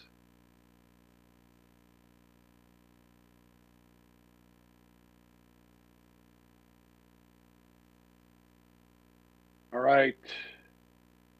Mr. Papa George, I apologize. You always seem to go last. Next time you'll go first. No worries at all. Thank you for hearing me tonight. Thank you for coming. Always. So what you have before you is the 2 projects for the Board of Education, non-reoccurring. The first one is the Burr Elementary School boiler burner replacement. This boilers and burners up at Burr Elementary School are approximately 18 years old. We average about 20 to 25 years out of a boiler, so this is a little premature for it. However, due to the placement of the boiler in a normal boiler working condition, we would normally be able to put Band-Aids on and make them last a little bit longer. But due to the fact that these are located on the 2nd floor at Burr Elementary School, it makes it kind of difficult to patch and make needed repairs as the season goes along, because anytime we have a leak through the steam system, we end up raining into the gym storage room that's directly below it. And as you guys have brought up in the last talks with Mr. Calabrese about mold, one of our big concerns always is mold and indoor air quality. So we felt that replacing the boiler at this point is our best opportunity to keep the building dry and safe. And because, again, they are on the 2nd floor, we're looking to do the 2nd boiler at the same time that one is not quite as far along, but we feel that engineering wise, we'd be better off to do both at the same time. A couple quick notes on this is that we are working with an engineer company possibly to replace the boiler burner with a high efficiency system as opposed to the sectional boiler that's there now, allowing us for ease of operations and maintenance on them, along with removing them and replacing down the road whenever it becomes necessary again. That's really the shell of the Burr Elementary School boiler burner replacement. If anyone has any questions. Yes, we have a question from Representative Bateson. Thank you, Mr. Moderator. Ed Bateson, District 1. Angeles, thanks for the presentation. Quick thing. I'm not a fan of the location of this boiler, but I know there's nothing we can do to change that. That wouldn't be extremely expensive. Correct. When you're talking about replacing this boiler, didn't we do work on this boiler after about 10 years ago? Didn't we do something with the heating system at Burr? Wasn't there an issue? It was undersized, or we had to add something? There was some, the only thing I'm aware of, and I can look into it some more, was that there was some ductwork that was abandoned under the floor just after the renovation. So it would have been about 18 years ago. And that's one of the reasons we went above ceiling there, which limits the access to the room below for the gym storage, because we actually looked at that as a possible alternative to move the boilers downstairs. But because of the floor being abandoned with the underground ductwork and it went overhead in that storage room, it makes it a very low ceiling in there. And also the other concern was that a gym class would need to bring equipment up and down the stairs if we move the boilers down there. Wow, that was just, I don't even know what to say to that mouthful. Second, are we bound to go high efficiency by state law or anything like that? We are not bound by state law to go high efficiency. We are actually, the opportunity has come up for us to look at high efficiency. We used to need to do a sectional boiler because those were the only way to get the best use out of dual burner oil and gas burners. But because there's no more utility rebates and there's no more state requirements for dual burners, we can look at a single gas burner with a high efficiency system. Okay.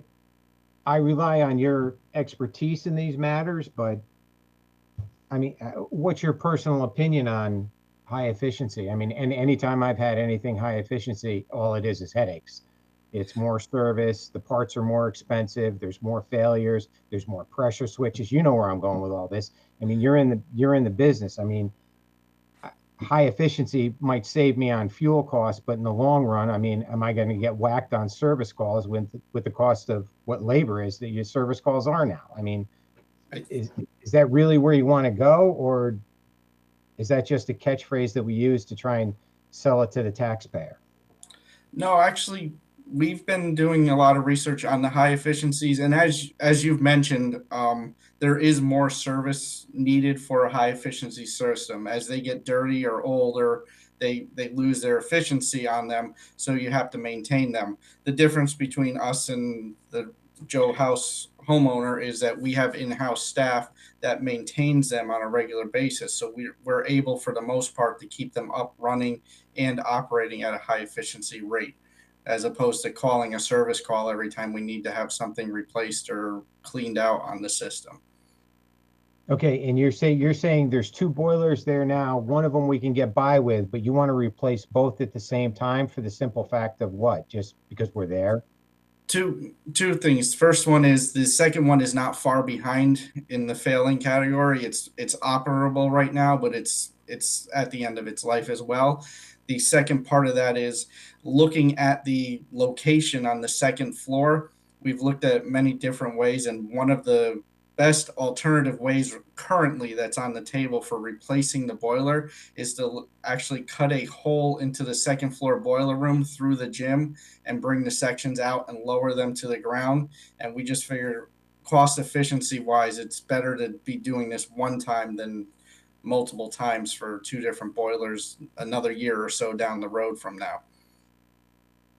Okay, thanks. I will just, I'll leave it at that, but I want to echo Mr. DeWitt's comments at the Board of Finance that this heating and HVAC system at Burr has always been a thorn in our side, and it just continues to be so. So thanks, and good luck with this project. Thank you.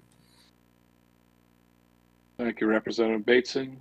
Representative Durell. Yes, thank you, Mr. Moderator. Alex Durell, RTM 3. Through you to Mr. Popatorch. Mr. Popatorch, what grade would you give Burr as a school building? I mean, it's a money pit. I mean, God bless the students. God bless the community there with the parents and the teachers. But it's been a disaster since day one. I'm not really in the business of grading buildings per se. I leave that to the teachers. But it's had its headaches and its nightmares as it's going along. My limited time here in the district, we've spent a bit of time up there fixing and patching things as we go. I know from the history I've received from district employees that have been around a while, there have been some issues even from day one. As I mentioned, the ductwork that had to be abandoned under the slab. So it's had its fair share of issues.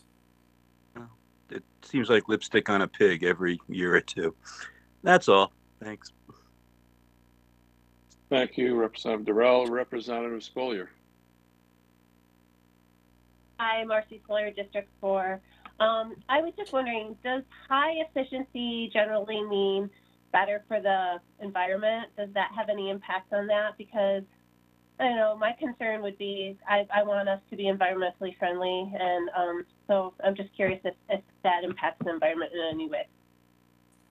I don't know the environmental impact on the high efficiency versus a sectional boiler. I would imagine, without doing research on that it would be, as it is high efficiency, and it reduces a lot of burner time and burning and fuel and gas use. It reduces that. Plus, you know, these boilers currently are meeting 18-year-old standards, whereas the new ones would meet the new standards for efficiency and for just all around. Thank you. Thank you, Representative Spolier. Switch my screen, sorry. Anybody else? Seeing no one. Mark, sorry. Who's in here? I tried to send you a chat. I guess it didn't go through. It did not, Peter. Representative Tallman. You have the Quick floor. one for Angeles. Peter Tallman, District 8. And I echo what Mr. Durell said. The school from day one, between cracks in the foundation, windows leaking, the roof leaking within a year. But why did they put the boiler on the second floor? Unfortunately, I cannot answer that. I've been asked a few times that. It was obviously at the time an engineering decision. Unfortunately, I was not here at the time, and we had a gentleman for Board of Finance who said that he was actually on the building committee, and he actually wasn't even quite sure why it was placed on the second floor. Yeah. Thanks, Angeles. Thanks, Mark. Thank you, Representative Tallman. All right, we have nowhere to go but up from here, right? With the elevator project. Up on an elevator. So the second project you see is the elevator replacement, or elevator modernization, as they call it in the industry. This is for the Fairfield Ludlow High School elevator. It sits over by the gymnasium area, if you're familiar with the building, and it allows access from the main floor down to the lower level where we have the art rooms, the auto shops, the computer rooms, all in that lower level area. It's the only access to that lower level that's ADA compliant. The only other way would be to go down a flight of stairs. And if you're unable to maneuver the stairs, the other option is to actually go out of the building and around the building and down the driveway and come back in at the lower level area. This elevator was down at the beginning of the school year, and some boards had to be removed from it and shipped out. I laugh when they tell me that they literally ship them to a gentleman who works out of his garage.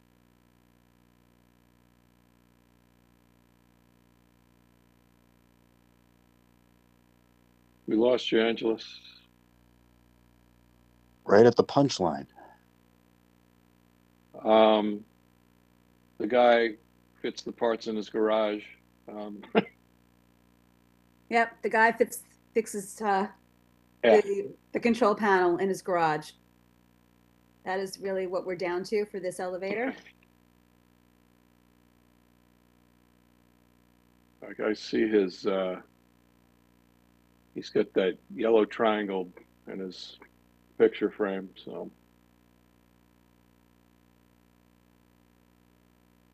I don't think Peter realizes that he's muted.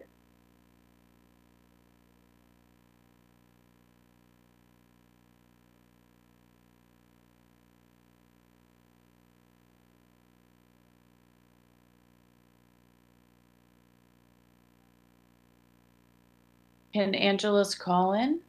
Yeah, Christine, do you have his cell phone by any chance? Can you hear me? I can hear you, yeah. Okay, hold on. I'll text him. Thank you. Did Mr. Bishop ever come back? While we're waiting. I don't see him in the participant box.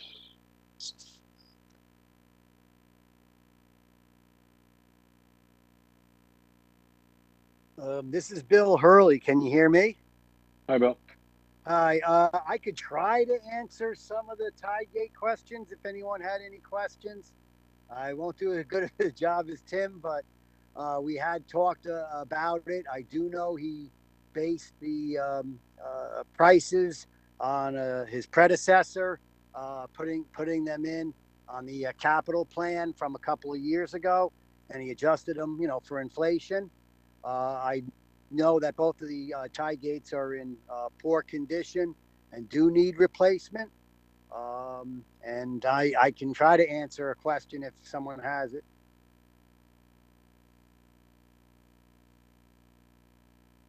Does anybody have any questions on the tide gates while we're waiting for Angelus to reboot? Mark, I do. I don't know if you see my message. Yeah, sorry, Representative Wackerman, I see you there now. Thank you. Karen Wackerman, District 7. Thanks, Bill. I don't know if I think you probably can answer this. For the Riverside Drive tie gate, is it just a replacement of the tie gate and there won't be any change to its height or the height of the street? I know with Sandy, we had a little overtopping despite the tie gate. But is it just the gate itself that's going to be dealt with? On that one, I believe it was a replacement, but if it had overtopped, they may try to increase the dike a little bit. I believe this also included, the price included design as well as permitting and construction. Okay, thank you. Sure.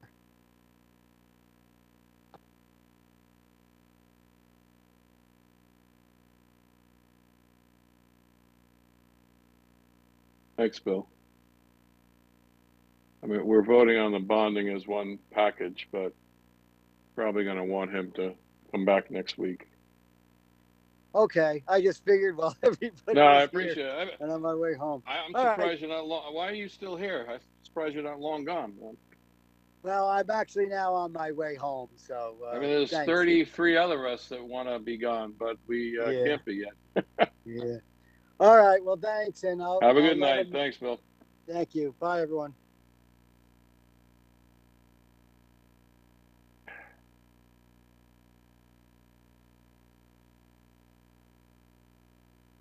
Mr. Moderator. Yes, Angelus, are you back? I am back on the phone. I don't know what happened to my computer. Well, we never had a video of you, and I don't know if you were on video, but I think your connection was poor. So, so go ahead. We were at the point where we were down trying to get up the elevator to the second level. trying to get up the elevator to the second level. Yes. So Garage. as Or- I said, Or down to vin- use the elevator. Yeah. that is correct. So as I said, the vintage of this elevator is no longer supported by the manufacturer. So every time it goes down, we have to cross our fingers and start looking for parts and supplies for it. So that's why it's coming before you tonight for a replacement. I'd be happy to answer any questions on it. Yeah. Christine and I already went through that. The guy fixes the panel in his garage with parts he finds. So Yes, he does, but I assure you that it is state inspected and safe. no problem. All right. Any questions about the elevator?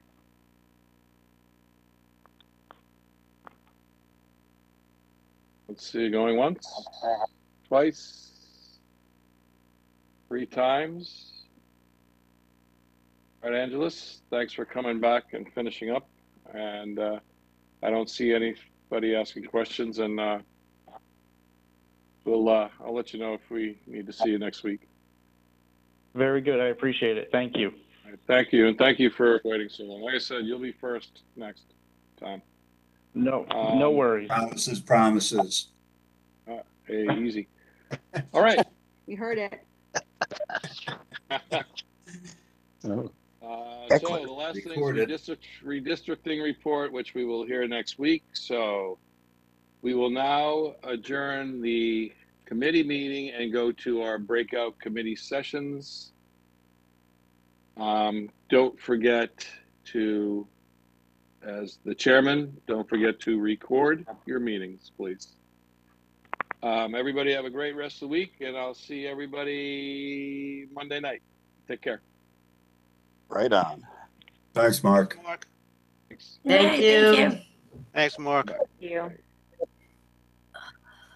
Thanks, Mark.